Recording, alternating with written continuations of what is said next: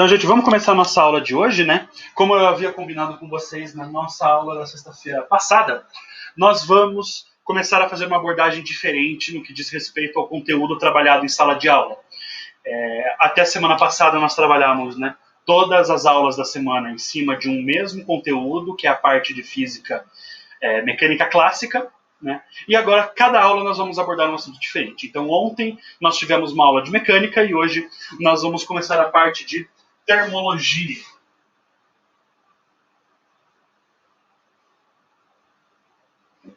Certo? E o que é a termologia? Cada grande área da física, a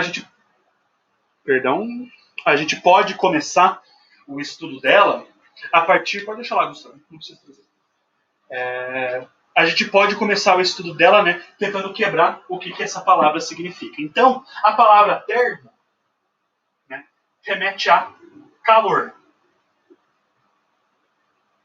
E a palavra logia remete a estudo. Então, termologia, o estudo do calor. Coisa que é muito bacana, né? A gente consegue entender isso, mas a gente precisa ir um pouco mais a fundo e entender o que é calor. O que é calor, gente? Calor, por definição, né, o que é calor? É energia térmica em movimento. Ok? Então, calor é energia térmica em movimento. Eu sei o que é movimento, né? Quando algo sai de um ponto A para o ponto B. Mas o que é energia térmica? Aí a gente começa a entrar num ponto um pouquinho mais complexo, né? Que é a definição dessa energia térmica. A energia térmica é algo intrínseco da matéria. O que isso significa? Significa que é natural dela, a gente não consegue explicar por meios comuns, né, sem recorrer à física quântica, e explicar de onde que vem essa energia térmica. Mas a gente tem um jeito bem fácil de explicar isso. A energia térmica, ela vem da própria matéria e é uma forma que nós temos de quantificar, né, de observar a vibração literal, né, literalmente a vibração do átomo. Então, cada objeto no universo, cada substância, cada matéria, a gente consegue tirar essa informação do que é a energia térmica que aquele material está apresentando através do quanto ele está vibrando, certo? Então, essa vibração, que vem aí de movimentos, né, de partículas subatômicas, que vai trazer para nós, né, essa informação da onde que é essa energia térmica. Então, uma vez entendido, né, energia térmica é essa energia que provém da vibração do átomo, a gente consegue entender o calor como a energia que vem desses materiais, né, desse átomo sendo transferido de um ponto para o outro, de um material para outro material. Beleza? Então, esse vai ser o nosso objeto de estudo aí ao longo dos próximos meses. É uma matéria bem interessante que nós vamos nos aprofundar ali ao longo das semanas, beleza? Então, tranquilo. A gente sabe o que é energia térmica agora, a gente sabe o que é o calor. Para poder fazer tudo isso, a gente vai ter que ter uma forma de quantificar essa energia térmica, certo? Então, eu consegui pegar uma substância e a gente não tem como pegar átomo por átomo. Então, uma coisa que pode deixar a gente tranquilo é que cada material, né, todas as substâncias do universo, elas tendem a entrar em uma coisa chamada equilíbrio térmico.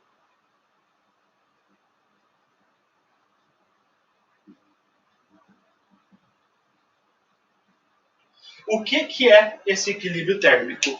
Todas as substâncias, toda a matéria no universo, ela tende a entrar em equilíbrio térmico, que é o quê? De alguma forma, a energia térmica de uma substância ser transferida para outra substância até que essas duas estejam na mesma temperatura. Ok? Então, sabendo disso, a gente precisa estabelecer uma direção desse fluxo de calor. Né? Então, essa energia térmica que cada substância no universo possui, ela vai ter uma direção de fluxo. Isso aqui é uma lei imutável, gente. Não tem como a gente alterar isso sem um gasto absurdo de energia. Então, a energia térmica, ela sempre flui do objeto mais quente para o objeto menos quente. E vocês podem perceber, né, que um cuidado que eu tomei... Deixa eu virar um pouquinho essa câmera para vocês poderem enxergar ali. Será que eu consigo daqui mesmo? Aí. Vocês conseguem dar o mais quente e o menos quente. E aí, a gente chega nessa questão, né, que eu não coloquei aqui no lugar do menos quente a palavra mais frio. Por quê? Porque a palavra frio, por mais que seja uma palavra que nós usamos no nosso dia a dia, não é uma palavra que faz parte do vocabulário da física. Por quê? Porque como essa energia térmica é uma qualidade intrínseca da matéria, ou seja, ela está lá dentro e não tem o que a gente fazer, então eu tenho apenas corpos que vibram com maior intensidade, portanto, né, usando nossos termos comuns, possui uma temperatura maior, né, e eu tenho corpos que possuem menos vibração.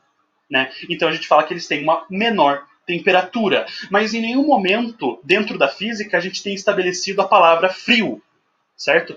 Por mais que seja uma palavra que nós utilizamos no nosso dia a dia, aqui dentro de sala de aula a gente vai evitar usar ela e trocar pelo vocabulário mais correto, que é menos quente, possui menos temperatura. E aquilo ali que eu escrevi vai ser uma coisa universal para nós. Então, a energia térmica ela sempre vai fluir do objeto mais quente para o menos quente. Coisa que, é claro, nós já sabíamos. Mas aí, através desse fluxo térmico, né, do calor indo de um corpo para o outro, esses corpos eles vão tender ao equilíbrio térmico, que significa que em algum momento a temperatura desses dois corpos será a mesma. Eles atingirão o equilíbrio estando os dois com a vibração na mesma intensidade. Beleza? Então, esses conceitos aqui a gente vai conseguir utilizar, né, ao longo de todo o estudo do calor, ao longo de toda a termologia, e a gente não vai poder esquecer eles de jeito nenhum, porque são conceitos básicos para a construção do resto do conteúdo. Combinado, gente? Então, vamos prosseguir com a ideia de que, é claro, nós precisamos ter uma forma de quantificar, né, de simbolizar a quantidade de energia térmica que cada material tem. Né? Isso aí vai passar, claro, por uma série de convenções. A física nada mais é que um acordo, né, que as pessoas fazem para trabalhar tudo no mesmo jeito. E aqui a gente vai continuar usando essa ideia. Então, a forma com que nós temos de quantificar a energia térmica, ouçam bem isso, a energia térmica, é chamada de termometria.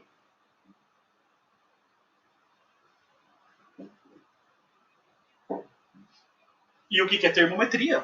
É o uso de grandezas, né, unidades de medida para quantificar essa energia que é a temperatura. Eu vou acabar agora substituindo essa palavra energia térmica por temperatura. Eles são sinônimos. A palavra certa, né, correta fisicamente falando, é a energia térmica. Mas usando a temperatura a gente está falando da mesma coisa. Então, a termometria é uma forma de quantificar a temperatura de um corpo, né? E isso é uma coisa que nós estamos acostumados a fazer o tempo todo. Toda vez que nós utilizamos um termômetro ou olhamos num programa do celular para poder ver a temperatura ambiente, né? Por exemplo, o dia de hoje fez muito calor, a temperatura estava muito elevada, né? Isso significa que, no geral, né, os átomos estavam vibrando com mais intensidade, aquecidos, é claro, por um corpo celeste que nós chamamos de Sol. Beleza, gente? Então, na termometria, o que a gente precisa saber? É claro, as escalas termométricas mais utilizadas. Então, escalas termométricas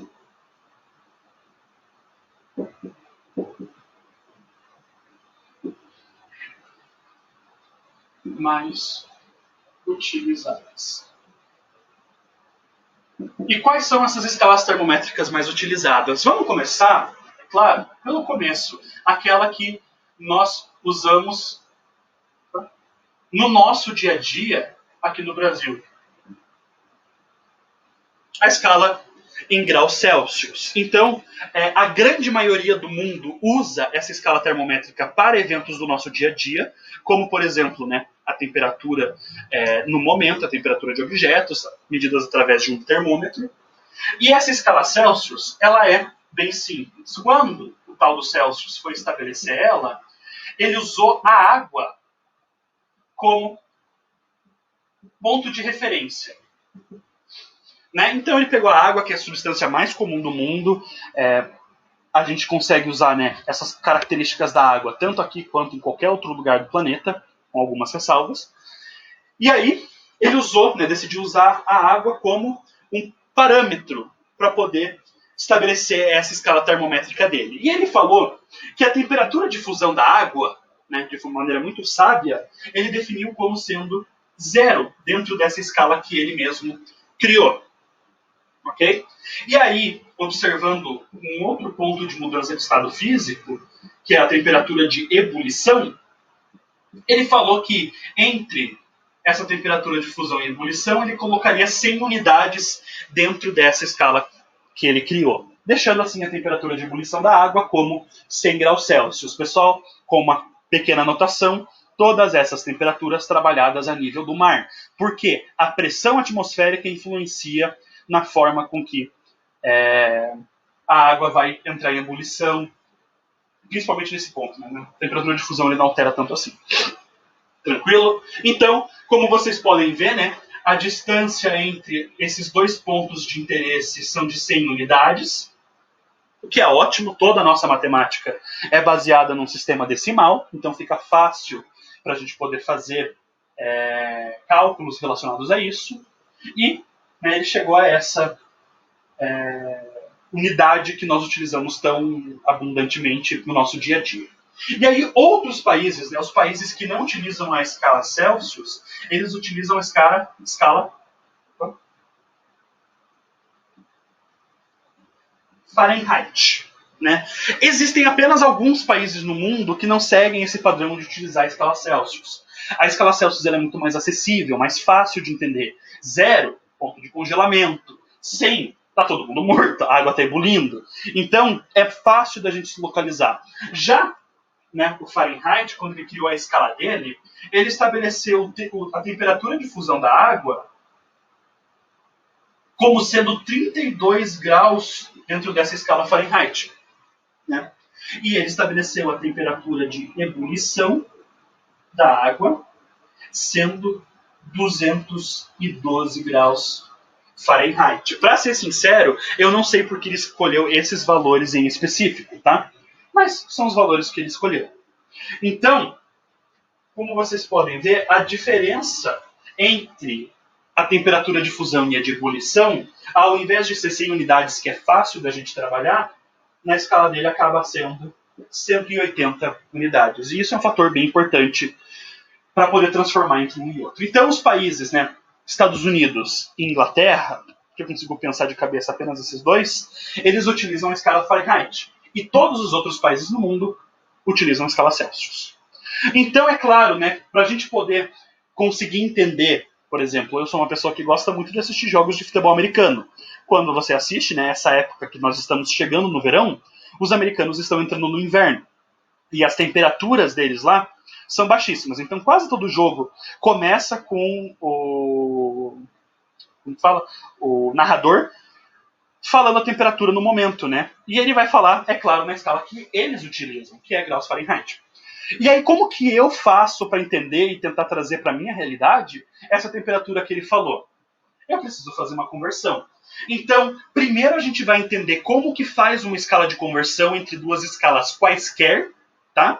E depois a gente vai montar a equação de conversão de Celsius para Fahrenheit. Então, para a gente começar, qual que é a fórmula de conversão de qualquer duas escalas? Pessoal, eu vou passar uma fórmula que, a princípio, ela é extremamente abstrata, e depois, quando eu aplicar para um caso real, ela fica um pouco mais clara. Então, peço para vocês terem um pouquinho de paciência. A equação de conversão é a seguinte: uma escala qualquer, que eu vou chamar de x, menos a temperatura de fusão nessa escala x, sobre a temperatura de ebulição dessa escala x, menos a temperatura de fusão da escala x, igual a uma segunda escala que eu vou chamar de y, menos a temperatura de fusão nessa escala y sobre temperatura de ebulição nessa escala y menos temperatura de fusão da escala y. Essa é a equação de conversão para duas escalas termométricas quaisquer. Temperatura de fusão e ebulição, em cada uma delas, a gente sabe o que significa. Agora, o que são esses valores de x e y? São os valores dentro dessa escala no momento. Então, se eu quero transformar, por exemplo, 30 graus X para a minha escala Y, eu vou substituir esse 30 no lugar do X, substituir a temperatura de fusão dessa escala, ebulição e fusão, igual e os mesmos parâmetros na outra equação. Tá? A princípio, a gente olha para aquilo ali e acaba ficando meio confuso, né? Eu não entendo exatamente o que significa. Mas vamos aplicar então para essa realidade aqui de Celsius e Fahrenheit. Então, vamos começar colocando aqui a escala em graus Celsius, menos a temperatura de fusão é 0. De ebulição, 100 menos 0, igual a Fahrenheit menos 32, já que é a temperatura de fusão da escala Fahrenheit, sobre 212 menos 32. E pronto, eu tenho essa escala de conversão. O que a gente pode fazer agora de diferente é simplificar algumas coisas. Por exemplo, C menos 0 é o próprio C. Sobre 100 menos 0 é o próprio 100.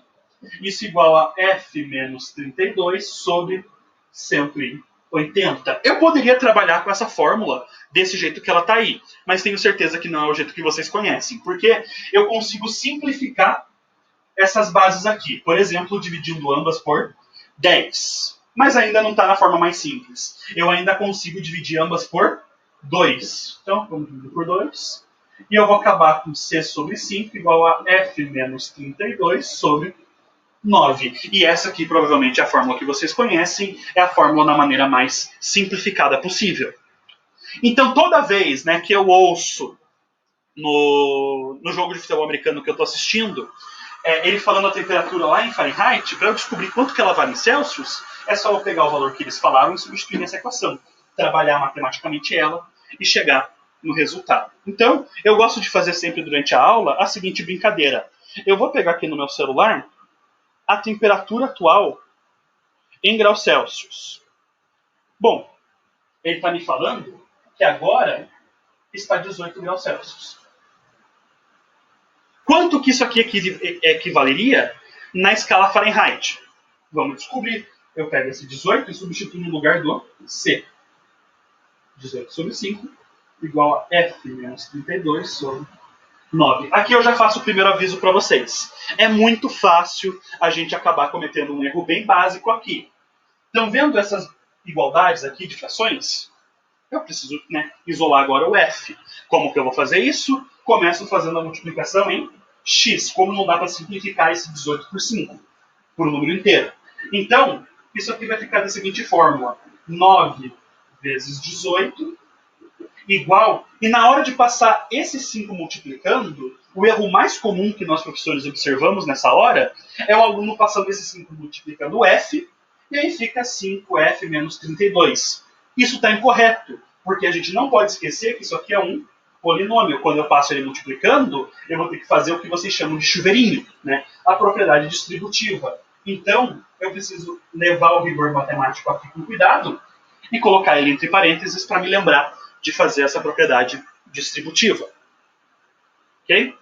E aí agora é só resolver. Bom, 18 vezes 9, isso aqui dá 168. Não, 162, perdão.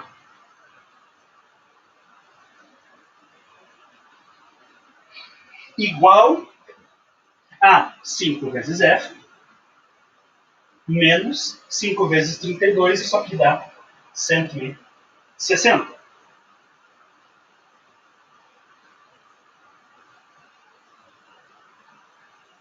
Certo?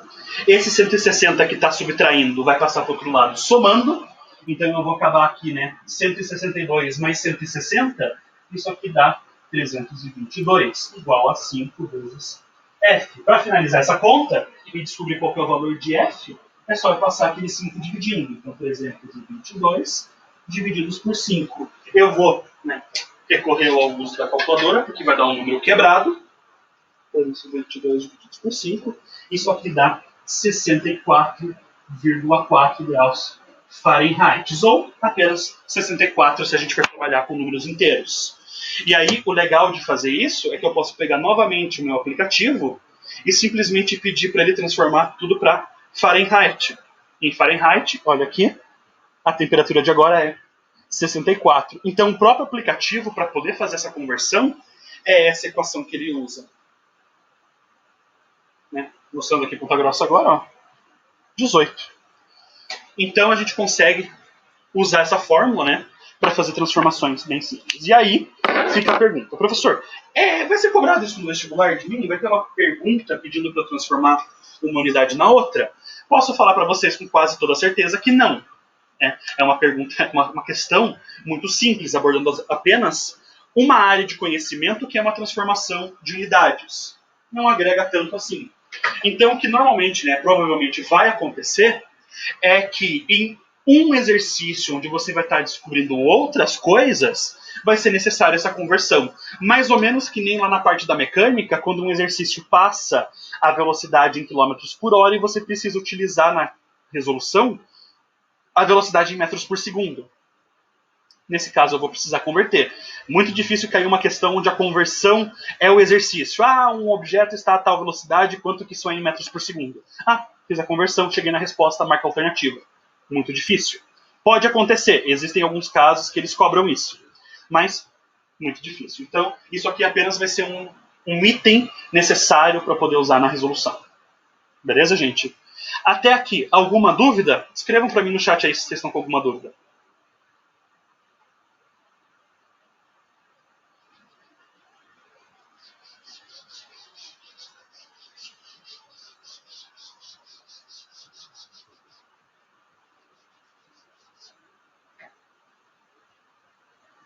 Deixa eu dar uma olhadinha aqui. Tudo certo? Tudo certo? Tranquilo? Beleza, então.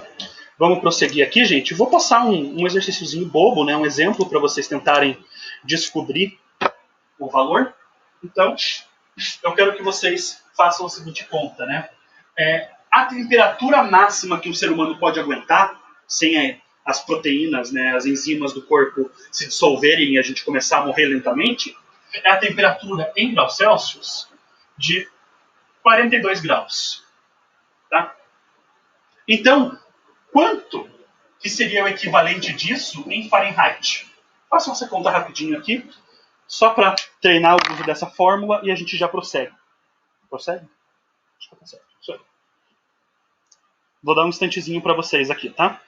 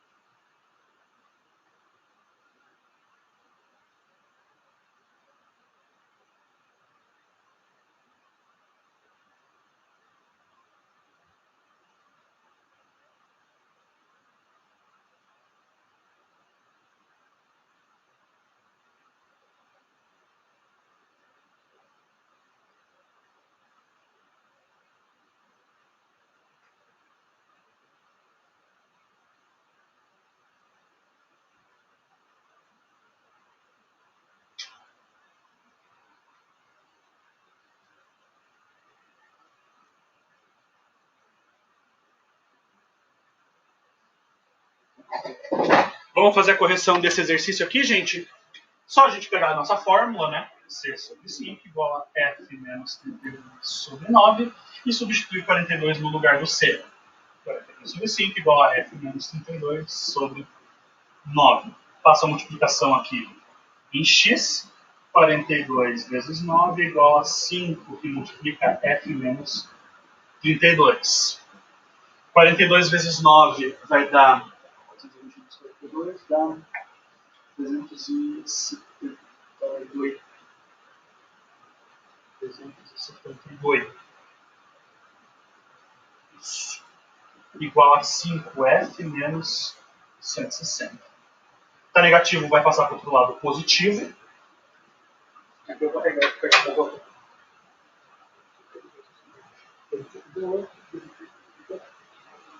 Mais 160.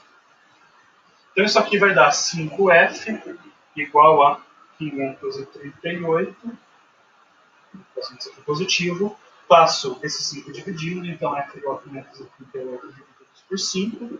Isso aqui vai dar 107,6. Quando o meu número é aqui depois da vírgula é acima do 5, né? Eu vou arredondar isso aqui para aproximadamente 108 graus Fahrenheit.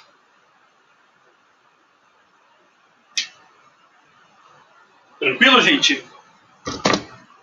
Alguma dúvida? Conseguiram fazer o exercício?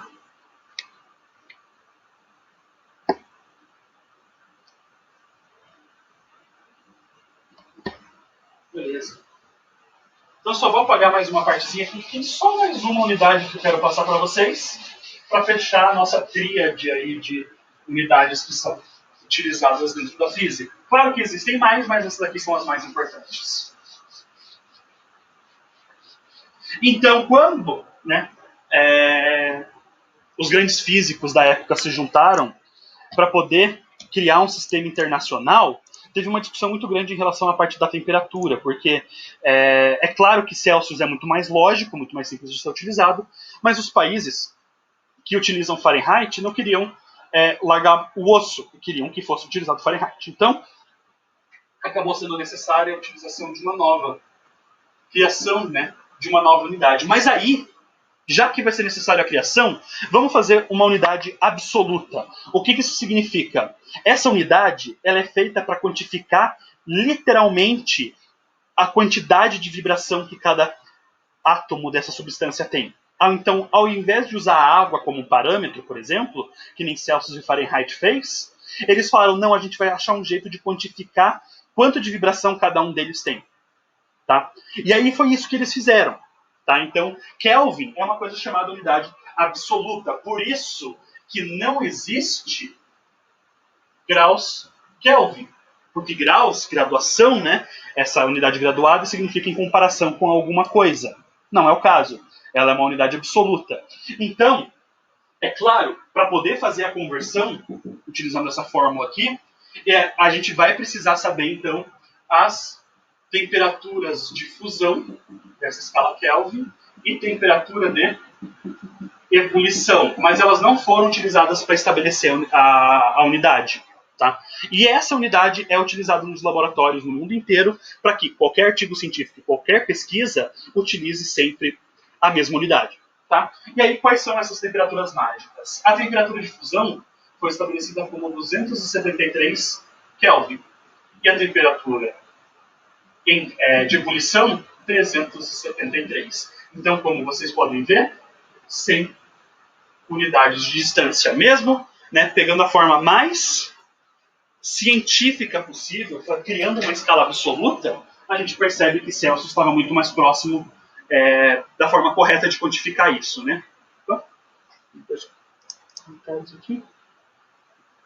Isso, obrigado, Gabriela. Ajudou ali o Gabriel, né? É essa conta aí mesmo. Então, aqui a gente vai precisar usar esses valores para lá. Mas uma coisa que eu quero explicar, então, já que que a unidade Kelvin, ela mede a agitação do átomo, literalmente, quantificando isso, existe uma coisa chamada o zero absoluto. O que seria esse zero absoluto? Seria, dentro dessa escala, o zero Kelvin, a ausência completa de agitação no meu átomo. E não preciso explicar, que isso aqui é puramente teórico. Porque é impossível, pelas características quânticas dos átomos, que eu consiga retirar toda a vibração de um átomo. Que ele fique perfeitamente parado, tanto o seu núcleo quanto a eletrosfera. Então isso simplesmente é impossível. Por isso é tratado como teórico. Se o próprio zero é teórico, é claro que também não existem temperaturas negativas dentro da escala Kelvin. Porque o que seria um negativo no que diz respeito à vibração? Ele está vibrando ao contrário? Não, se ele está vibrando ao contrário, ele está vibrando, né? Não funciona desse jeito. Então, não existe valores negativos. Mas, chega de enrolação, vamos pegar isso aqui e jogar esses valores e jogar na fórmula, né? Vou usar como comparação a escala em graus Celsius porque ela é mais simples de trabalhar. Então aqui eu tenho Kelvin menos 273 sobre 373 menos 273. Simplificando isso aqui, vai ficar C igual a K menos 273 sobre 100. E aqui, como vocês podem ver, como o número de unidades entre o ponto de fusão e ebulição é a mesma, 100 unidades, aqui eu poderia simplificar os dois, né? Então a conversão de Celsius para Kelvin é extremamente simples. É só eu adicionar 273, né? Eu teria essa fórmula aqui. Mas eu quero uma fórmula que eu possa trabalhar junto com a... seria aqui, né? A de graus Fahrenheit. Então, eu vou apenas simplificar esse aqui para ficar sobre 5. E eu ficaria com algo desse jeito aqui. Tá? Sobre 5. Então, para completar a nossa tríade de fórmulas de conversão, eu vou colocar aqui, né? Essa temperatura aqui, para poder igualar também a escala Kelvin, eu vou ter K menos 273 sobre 5. E assim eu tenho a conversão de todas as 3 unidades que nós conhecemos. Beleza? Isso aqui encerra a nossa parte de termometria. Essas conversões aqui, aparentemente bem simples, elas podem ficar um pouco mais complicadas, né? Sem falar que um jeito que alguns vestibulares escolhem de cobrar isso, né, apenas a conversão, é criando uma grandeza, né, uma unidade de medida fictícia para a temperatura e pedindo para vocês trabalharem isso de uma forma ou de outra. Duas coisinhas que eu falo. Aquela fórmula está com temperatura de fusão e ebulição, porque são as temperaturas que nós conhecemos normalmente das escalas termométricas. Mas, se um exercício não me passar essas temperaturas de fusão e ebulição, mas me passarem temperaturas equivalentes entre uma escala e outra, uma temperatura maior e outra menor, eu posso substituir aquilo na forma. Às vezes, é a saída para alguns desses exercícios, tá? E, é claro, caso ele me passe uma unidade fictícia, ele também precisa me passar a temperatura de fusão e ebulição ou uma temperatura equivalente, alta e outra mais baixa, com uma escala conhecida, para poder criar aquela equação. Beleza, gente? Então são as formas que isso aqui pode ser cobrado. Alguma dúvida, gente? Tudo tranquilo na aula de hoje?